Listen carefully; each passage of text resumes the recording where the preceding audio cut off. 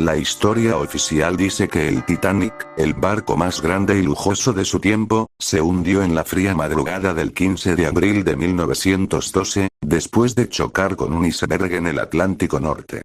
Murieron más de 1500 personas y el desastre marcó para siempre al mundo moderno. Pero, ¿y si todo lo que nos contaron no fuera del todo cierto? Existe una teoría inquietante que asegura que el Titanic nunca se hundió, que en realidad, el barco que yace en el fondo del mar es otro. Su hermano gemelo, el Olympic. Esta teoría ha circulado por décadas, alimentando debates, investigaciones y sospechas.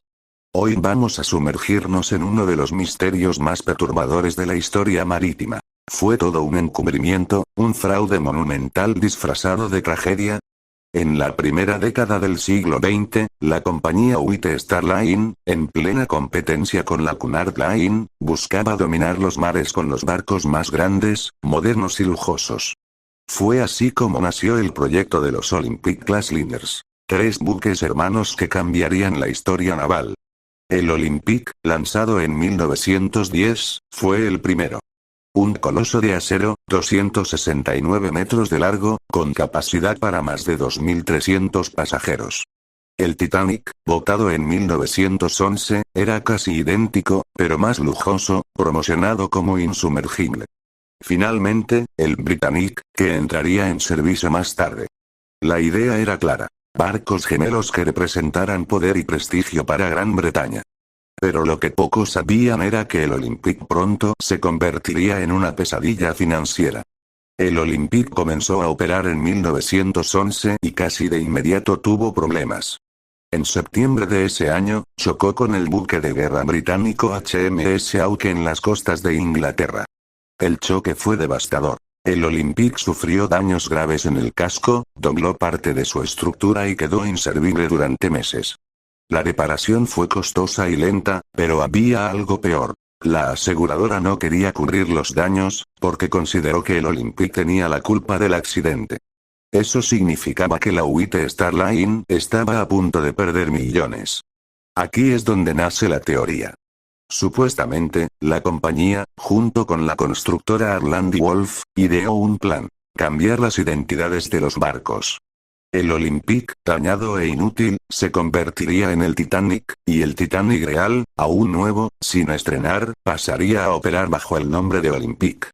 La idea: hundir deliberadamente al Olympic disfrazado de Titanic, cobrar el seguro, y seguir usando al verdadero Titanic bajo otro nombre. Los dos barcos eran tan parecidos que, para la mayoría de las personas, la diferencia era imperceptible. Sin embargo, había detalles técnicos que los distinguían. La cantidad de ventanas en ciertas cubiertas. La forma de algunas escotillas. Distribuciones internas mínimas. Defensores de la teoría aseguran que, durante las reparaciones del Olympic, la compañía habría aprovechado para hacer este cambio. Los trabajadores de Harland y Wolff fueron los primeros sospechosos de guardar el secreto. Muchos testimonios orales, recopilados décadas después, hablan de que se les ordenó mantener silencio absoluto sobre modificaciones extrañas hechas en los barcos. Cuando el Titanic zarpó de Southampton el 10 de abril de 1912, según la teoría, en realidad no era el Titanic, sino el Olympic reparado y disfrazado. La historia oficial es conocida. A las 23:40 del 14 de abril de 1912, el Titanic chocó contra un iceberg en el Atlántico Norte. 3 horas después, el barco se hundió, llevándose consigo la vida de más de 1500 personas. Pero los defensores de la teoría señalan inconsistencias. Algunos sobrevivientes dijeron que el barco no se parecía del todo al Titanic que habían visto en fotografías previas. El hundimiento fue tan rápido que muchos dudan que solo un iceberg pudiera provocar daños tan fatales en un buque insumergible. Los botes salvavidas no alcanzaban para todos, lo que refuerza la idea de que se planeaba una tragedia. Más inquietante aún, varios pasajeros muy influyentes cancelaron su viaje a último minuto, entre ellos el financiero J.P. Morgan, dueño de la compañía White Star Line. Morgan había reservado un camarote de lujo, pero repentinamente decidió no viajar. ¿Sabía algo que los demás ignoraban? Los defensores de la teoría del intercambio señalan varias supuestas pruebas. 1. Fotografías. Comparaciones entre el Titanic y el Olympic muestran diferencias sospechosas en las ventanas de las cubiertas. 2. Testimonios. Trabajadores navales y descendientes han contado que sus familiares les confesaron en secreto el cambio. 3. El estado del Olympic. Después del hundimiento, el Olympic continuó navegando durante años bajo ese nombre, en perfecto estado. Pero también hay argumentos en contra. Los expertos aseguran que cambiar la identidad de dos barcos de ese tamaño habría sido logísticamente imposible. Los planos originales y restos en el fondo del mar coinciden con el Titanic. La teoría habría requerido el silencio absoluto de miles de personas durante más de 100 años, lo cual parece poco probable. En 1985, la expedición de Robert Ballard encontró los restos del Titanic en el fondo del Atlántico.